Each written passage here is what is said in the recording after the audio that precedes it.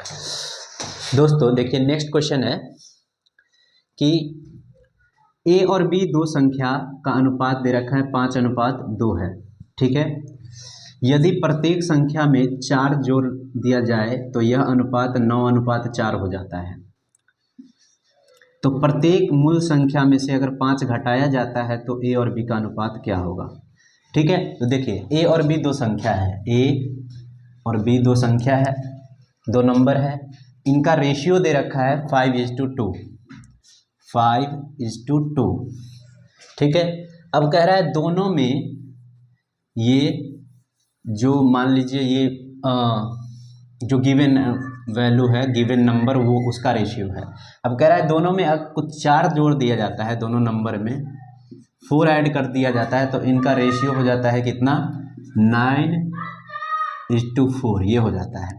ठीक है, तो कह रहा है कि अगर दोनों के ये जो गिवन नंबर है उसमें से 5 माइनस किया जाएगा तो क्या आएगा, यानी G-5 किया जाएगा तो रेशियो क्या होगा ये हमें बताना है। ठीक है, यहाँ पे जो वैल्यू आएगा और यहाँ पे जो वैल्यू आएगा रेशियो का, ये हमें बताना है। तो देखिए सबसे पहले ये दो नंबर का रेशियो दिया था 5:2।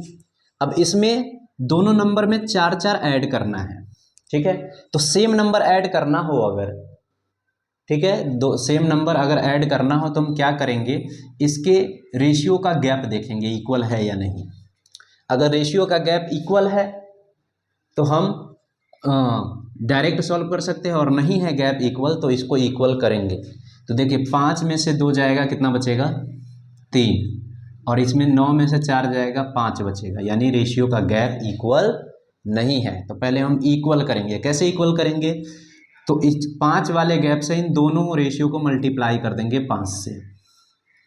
ठीक है, तो आ जाएगा कितना, ये आ जाएगा हमारा नया रेशियो 5×5 = 25, और ये दूसरा बी वाला 10, ये आ गया नया रेशियो। फिर अब इसको, इसका 3 गैप था तो इसमें 3 से मल्टीप्लाई कर देंगे, तो ये हो जाएगा 3 9 = 18, और 4 में 3 से मल्टीप्लाई करेंगे तो ये हो जाएगा 12।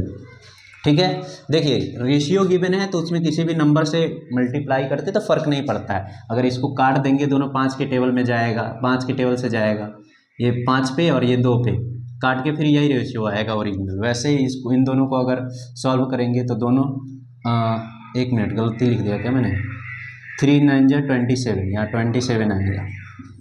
अगर इन दोनों को डिवाइड करें तो 3 से दोनों को काटेंगे तो वही रेशियो पुराना वाला आ जाएगा 9:4। ओके, अब देखिए मतलब क्या हुआ था, यहाँ ये पहले का नंबर है, मतलब यूनिट है। ठीक है, और गैप इसके बीच का सेम हो गया होगा। देखिए कितना गैप है, 15, इसमें भी 15 का गैप है। अब ये पुराना वाला नंबर का रेशियो था, अब इसमें 4 जोड़ देते हैं तो ये रेशियो हो जाता है, यानी पुराना 25 यूनिट था, अब यहाँ से 2 यूनिट बढ़ गया। दूसरे नंबर का भी देखेंगे तो 2 यूनिट ही बढ़ा होगा, 10 से 12 हो गया, यानी 2 यूनिट बढ़ गया। और यहाँ पे नंबर कितना बढ़ा दिए है, 4, तो यानी कि 2 यूनिट बराबर हो गया 4। ठीक है, यहाँ से 2 यूनिट इंक्रीज होने का मतलब है 4 जोड़ने पर 2 यूनिट इंक्रीज हो गया, तो 2 यूनिट बराबर 4, यानी 1 यूनिट बराबर हो जाएगा कितना, 2। ठीक है, ये 2 इधर आके डिवाइड में हो जाएगा। ओके, तो अब 1 यूनिट बराबर हो गया 2, तो पहले जो गिवन नंबर था वो ए था 25 यूनिट और बी था कितना, 10 यूनिट। तो 25 में 2 से मल्टीप्लाई करेंगे तो ये पूरा गिवन नंबर ही हमें पता चल जाएगा। ठीक है, तो यानी गिवन नंबर हो जाएगा 25 दूनी 50, और इसमें से जो हमें निकालना था 5 माइनस करके, तो 5 माइनस कर देंगे। वैसे ही बी वाला नंबर पुराना कितना था, ये 10 यूनिट था, और 1 यूनिट का वैल्यू है 2, तो 10 यूनिट का वैल्यू हो जाएगा 20। तो जो नया नंबर, नया रेशियो हमें निकालना है उसमें से 5 माइनस करके, तो इसमें से भी 5 माइनस कर देंगे। ठीक है, तो 50 - 5 आएगा 45, और 20 - 5 आएगा 15, यानी दोनों को सॉल्व करेंगे तो दोनों 15 के टेबल से आता है, ये 3 पे और ये 1 पे, यानी नया रेशियो आता 3:1। ठीक है, दोनों संख्याओं में से 5 माइनस करने पर 3:1 होगा। तो एक तो तरीका ये है, ठीक है, कि जिसमें हमने क्या किया कि जो गैप है, अगर सेम नंबर, दोनों में सेम नंबर ऐड किया गया है जैसे 4, तो गैप को इक्वल कर दिया।